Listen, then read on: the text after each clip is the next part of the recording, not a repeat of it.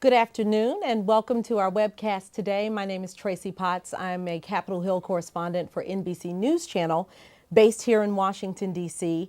And today, along with Families USA, we are going to talk about some of the issues that are involved in the U.S. Supreme Court's review of the new health care law. They will be hearing arguments next week, and we have a panel of experts here who have a wealth of experience to talk a little bit about what those arguments are and specifically what sort of impact they may have depending on what the court's decision is. So with no further ado, I'm going to introduce our panelists for today. They've got some introductory comments, and then we're looking forward to you getting involved. We have a website where you can email questions to us throughout the course of this, and we would love to hear from you. That is Supreme Court Webcast@gmail.com. So as you email those questions in, we're looking forward to handling those and including them in our discussion today.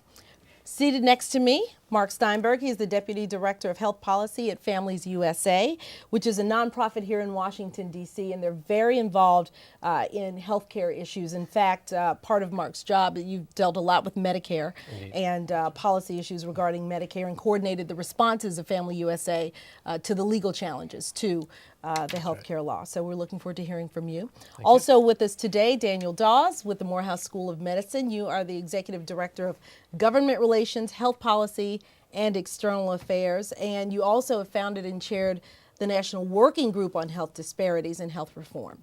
So a wealth of knowledge that you will have, and we're looking forward to your input here as well. And Wade Henderson is the President and CEO of the Leadership Conference on Civil and Human Rights and the Leadership Conference Education Fund as well. And prior to that, I know you were the director of the NAACP's Washington Bureau here. And it's going to be interesting to talk to you because I know you all have filed an amicus brief in this case, and so we can talk a little bit about those issues as well. So first, we're going to hear from each one of them, get some perspective. Mark's going to give us an overview, and then Daniel's going to go a little bit more into the impact of this on communities of color, and then we're also going to hear from Wade about some of the issues involved. So, Mark. Thank you, Tracy, and thank you so much to all of you who are listening. I want to talk a bit about how the Affordable Care Act came to be before the Supreme Court, and then I'm going to spend the bulk of my time going through the 4 questions that the Supreme Court is going to be looking at next week. There have been a host of cases challenging the law, and most of them really have gone nowhere. By my count, there are 19 cases that have been dismissed that challenge the Affordable Care Act, and most of them were dismissed on procedural grounds. Now, there were 4 cases that I think are the most important to look at, and they are cases where appellate courts have actually looked at some issue involving the merits of the law. There have been four appellate courts across the country have looked at the merits of the law. 2 of those courts have upheld the law in its entirety. Another court had dismissed the case as being brought too early, and we'll talk a bit about why that court reached that decision. And then finally, there's one case coming out of the 11th Circuit Court of Appeals in Atlanta that ruled the individual responsibility provision or the individual mandate was unconstitutional, but it left the rest of the law in place. And that's the case that is going before the Supreme Court next week. This is a case that was brought by Republican attorney generals from 26 states, as well as the National Federation of Independent Business and a few individual plaintiffs. Now, this is the big case, and the court has divided it into 4 questions that it's going to hear over 3 days next week, next Monday, Tuesday, and Wednesday. So I'm going to go through each of these questions one at a time so that everyone understands what the questions are and what some of the issues are. And that, I think, should tee up well the discussion we're going to have after that about what the potential impacts of different rulings are. So the first question, which will be heard next Monday, is probably the most technical question, and it deals with whether it is in fact premature to bring this case in the first place. There is a provision of the tax code that I have to confess I didn't study in law school, although I did take tax law, called the Antiinjunction Act, and it's actually a fairly simple principle. It means you cannot challenge a federal tax prior to that tax actually being imposed. So how does that apply to the Affordable Care Act? Well, as I imagine most people know, that under the Affordable Care Act, starting in 2014, people who do not have health insurance need to either obtain health insurance, qualify for an exemption, or pay a penalty on their tax return. So the question that the court is going to deal with is this penalty on the tax return a tax that cannot be challenged until it is actually imposed, which would mean that it cannot be challenged until 2014 or realistically April 15th, 2015, when people pay their taxes for the 2014 year. Most courts have said, no, the Anti-Injunction Act does not apply. It's a close question, but we think we can issue a ruling now. One court, however, did disagree with that. It was the Fourth Circuit Court of Appeals in Richmond, Virginia, that ruled that it is too early to bring this case, and courts should wait until the program has actually been fully implemented before deciding. Another judge in the D.C. Circuit Court of Appeals agreed with that, although his view did not prevail. So it is a close question. Interestingly, it's the one question where states and the federal government actually agree. Both of them think that the Supreme Court should go look at the merits of the law and not wait to issue a ruling. So the Supreme Court has appointed a private attorney to argue that case. The second question the Supreme Court will be looking at is really the issue that's gotten the most attention, I think, in the national media, and it's going to be argued on Tuesday, and it's the question of the individual mandate or the individual responsibility provision, and is that constitutional? Under the Affordable Care Act, as I said, in 2014, people without insurance need to obtain insurance, qualify for an exemption, or pay a penalty. And the reason why the Affordable Care Act does this is simply because if you're going to do what the law does and protect people with pre-existing conditions, to make it illegal for insurance companies to deny coverage for someone with a health condition, you can't let people wait until they're sick to purchase insurance. You can't have a situation where people are in the ambulance on the way to the hospital and they call their insurance agent and buy insurance. If you did that, the insurance markets would collapse. So Congress created this requirement to obtain insurance so that everybody pays their fair share. The question is, does Congress have the power to do that? Now, most courts and legal experts have said yes, and the Congress's power is grounded in the Constitution's Commerce Clause. I don't want to get too technical on this, although it's actually a pretty simple concept. Congress has the power in the Constitution to regulate interstate commerce and matters pertaining to interstate commerce. Healthcare is 1/6 of our national economy. Health insurance is how we pay for healthcare. It's really quite clear in most people's view, I think, and including most courts, that Congress can regulate the insurance market and decide how people should be what's the best way to obtain health insurance.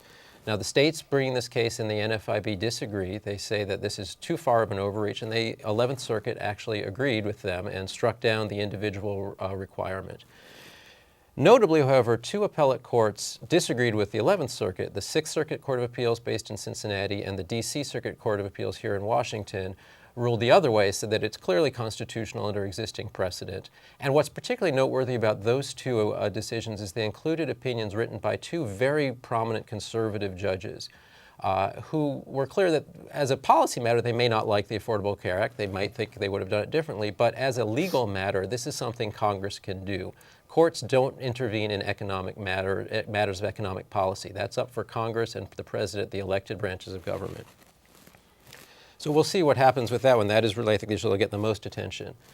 Then on Wednesday, the last two questions will be dealt with. One is the question of what's called severability, which is sort of a what-if question. If the Supreme Court decides that the individual requirement is not constitutional, what happens to the rest of the law? The general rule is courts should keep as much of a law in place as possible and take a look at what Congress would have wanted. The only question is, unless it's clear if Congress would have not wanted a section to stay in the law if the section that was struck down makes that section, the remaining parts of the law not function anymore. Now, the states are taking a very extreme position on this. They say that the entire bulk of the entire Affordable Care Act should be struck down. And we're going to talk about what that would mean if the entire law were to be taken away. There are a number of provisions that have nothing to do with insurance market reform, but have a lot to do with health care that are going to would be thrown completely out the window, and really, I think, would be quite a radical ruling. The federal government says, well, first of all, you shouldn't reach severability because everything is constitutional. But even if you do get into the question of severability, the only thing that really is at risk here are the protections for people with pre-existing conditions. As I explained earlier, you need an individual requirement to get people purchasing insurance when they're healthy in order to protect people with pre-existing conditions. And without that provision, it's not possible to make the reforms to the private insurance market work. Now, interestingly, the 11th Circuit Court of Appeals that ruled against the individual requirement went even further and said nothing is dependent on the individual responsibility provision. And in fact, that was one of the reasons they cited in striking it down. They said the insurance market reforms will work without it. And now neither the states nor the federal government agree with that, but the Supreme Court has again appointed an independent lawyer to make that argument. Finally, the last question the court is going to be taking a look at on Wednesday, they have two questions, severability and Medicaid is the other one. This is a question is whether the Medicaid expansion in the Affordable Care Act is constitutional. This is an issue that I think most legal experts really did not expect the court to be looking at. Medicaid has really been settled law for 45 years. Medicaid is a joint federal-state program. The federal government pays between 50 and 80% of the program. The states pay the rest. The federal government sets broad parameters and the states administer their own programs. And this program is intended to provide health care coverage to low-income Americans. Now, the Affordable Care Act makes some improvements to Medicaid. It expands coverage particularly for low-income adults, both working parents and low-income adults without dependent children, many of whom have never had access to affordable health care before. The federal government in the Affordable Care Act recognized that this is a new population and is paying 100% of the federal cost of the health care costs for this expansion for the first 3 years, and never less than 90% of the cost indefinitely. Nevertheless, the states have challenged this expansion as what they're calling coercive. They're saying that even though technically Medicaid is a voluntary program, they don't have to participate in it, they really don't have any choice. And even though the federal government is bearing the overwhelming majority, between 90 and 100% of the cost, this is still a burden on the states and it should not be permitted. Now, the federal government says, look, the Medicaid program is voluntary. It's a very attractive program to states. It's very desirable. It's a great deal for states. That doesn't mean that it's coercive. It means it's good policy and it's a good bargain for states. So to say that it's coercive because we're offering the states a very making a very generous offer to states and that's coercive really doesn't make any sense. Moreover, in this case, the states actually, many of them will come out ahead because their uncompensated care costs are going to go down because so many of these low-income people will, in fact, have coverage. No Medicaid expansion has ever been struck down by a court, and even the 11th Circuit Court of Appeals in Atlanta, when they struck down the individual responsibility provision, said the Medicaid expansion is constitutional under existing law. So really, it's a very odd argument that the states are making here, but it's one that the Supreme Court is going to have to sort through. Essentially, the states are saying that the more generous the federal assistance, the fewer conditions the federal government should be able to attach to it. And I don't think that is going to hold water, but perhaps they will find they're going to have to take a look at it and figure out how they sort through this argument that in fact states are being coerced. And I know we're going to talk a lot about the impact of the Medicaid expansion, so I think I'm going to stop there and turn it over to my colleagues here to explain what the stakes in real terms.